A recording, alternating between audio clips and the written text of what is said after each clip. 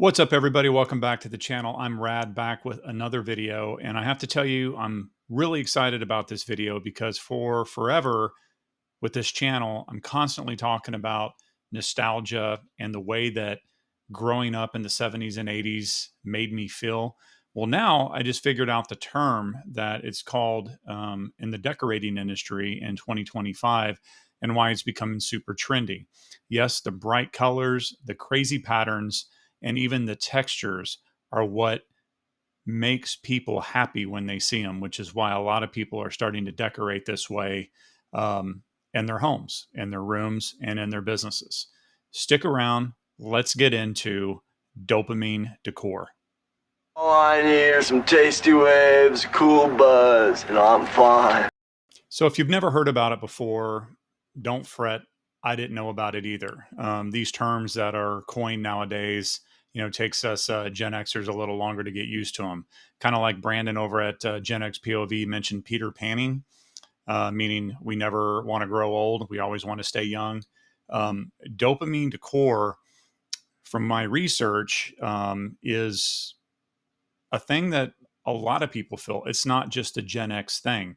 I thought, as a Gen Xer, of course, there's a lot of videos on the psychology of it, that that nostalgia hits in the brain the way that it does.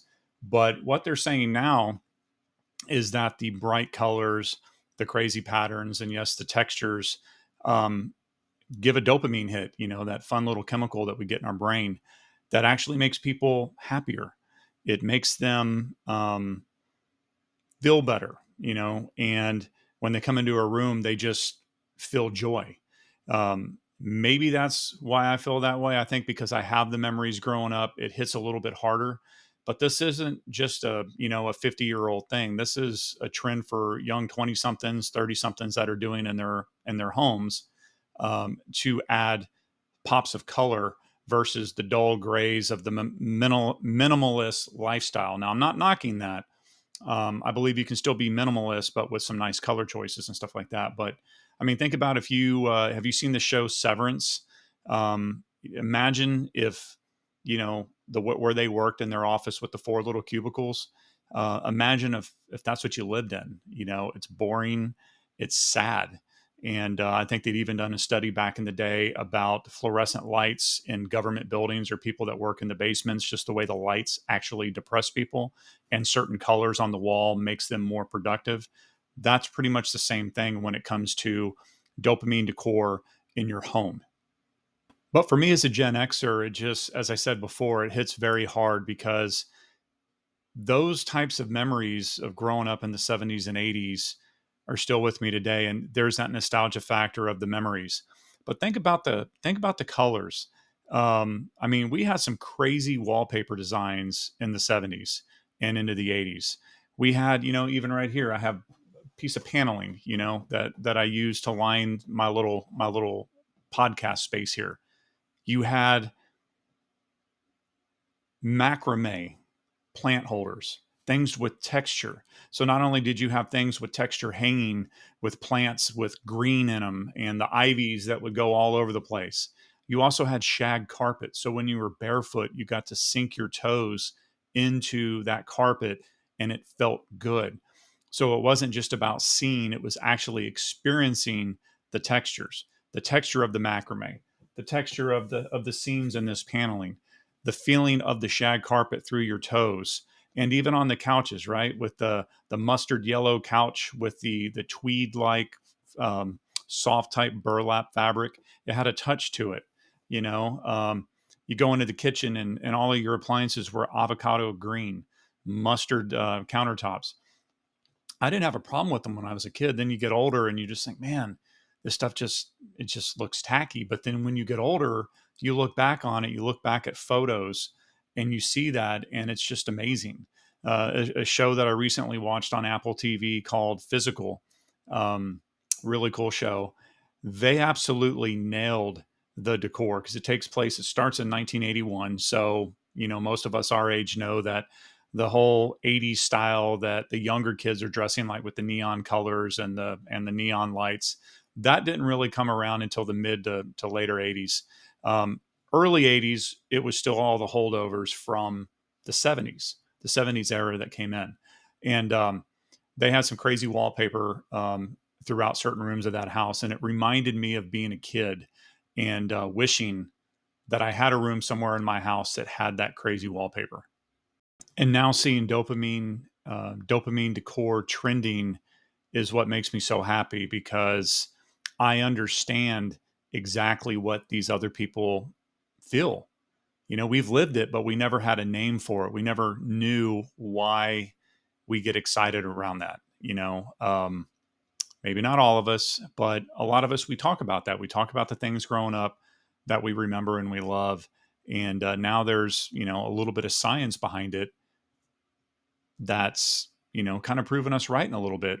People are tired of the mundane, plain Jane type decor and are looking for that sensory, I don't want to say overload, but, you know, sensory overload. And I think as a Gen Xer, that's why it hits me so hard. And I would assume a lot of other people that tend to collect and decorate their home this way already is, just take a trip down memory lane. As I mentioned before, we had avocado green appliances, harvest gold appliances. We had macrame. I was just recently talking to my wife. I would like to learn macrame. I mean, that stuff was everywhere. The macrame owls, the macrame plant holders, because she has some in her art room over here. And I'm like, where did we get these? And she's just like, oh, I think I got them at a thrift store or garage sale or something like that. But they're white. They're not that brown type of yarn or whatever that they were made out of. But remember those? And then we also had, I think they called them the eyes of God, where we would take the popsicle sticks and do a overlapping kind of like triangle thing, and we would have those up everywhere. It was just these crazy colors. It looked like we lived in a spaceship, and they were crazy, and but yet we liked it.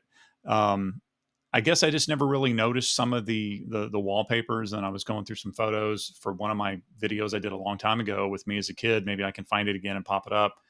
But the wallpaper, and I think it was an accent roll. So some people, they would do the whole room. They didn't understand, overkill in the bathrooms with the crazy wallpaper.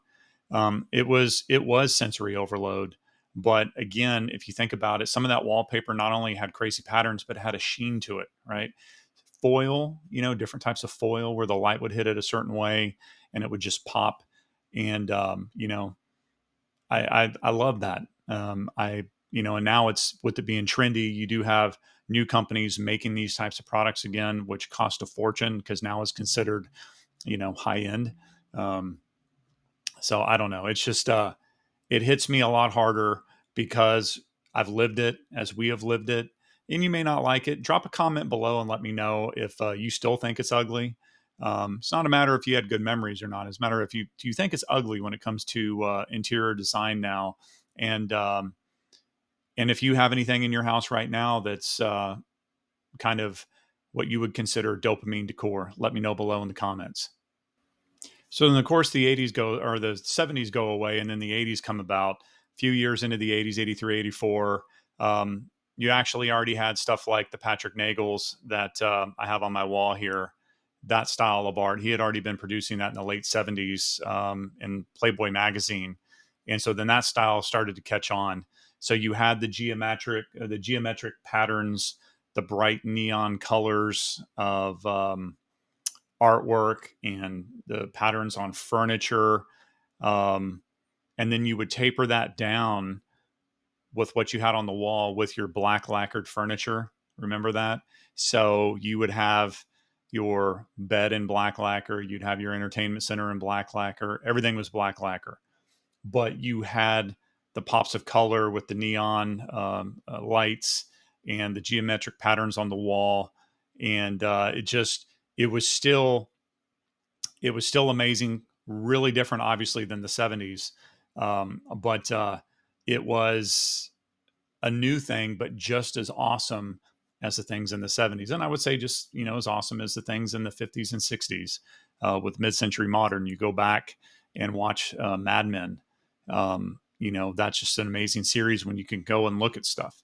Again, I collect 70s and 80s stuff, but I live in a home built in 1950 that literally looks like a Palm Springs mid-century modern home, and it's still pretty much all original on the inside redwood paneling, not paneling like this, but redwood wood in panels. And so we have tried to buy a lot of our furniture and decor from that same era, from flea markets and thrift stores and estate sales. So I imagine every generation has it, right? If you're a boomer, you might be taken back by seeing my house and being like, oh my God, I remember being in homes like that when I was a kid. So it's the same thing. Um, but it is very interesting for the younger generations, for like Gen Z. And again, it's not their fault. I'm not going to put blame, but I would say millennials maybe started the trend of the minimalist lifestyle and the nomad type lifestyle. So if you're a nomad, you're obviously, maybe not going to focus that much on decorating because, hey, you're living the life. You're a nomad. You're doing other things. But if you're a home dweller, right, you have a home, you have a base of operations. Um, I think that the younger generations are starting to be like, you know what? I need to feel happier. I want to feel happier. And this makes me feel happier. So I'm going to put this into my house. So, of course, it wouldn't be a Radgram video if I didn't talk about thrifting, like I always talk about, including my last video that I did. If you're going to start collecting, that's the best way to do it. If you're going to start trying to add little pieces and pops of color, pops of texture to your house or to a room in your home, that's really the best way to do it. It's a funner way to do it. I know some of you might think it's easier to hop on Amazon or Wayfair and buy these things new. Um, Again, as I talked about in my last video, you're going to get what you pay for. Number one, I think a lot of those you overpay for them, and it's cheap crap coming from overseas. Uh, won't be cheap much longer, right?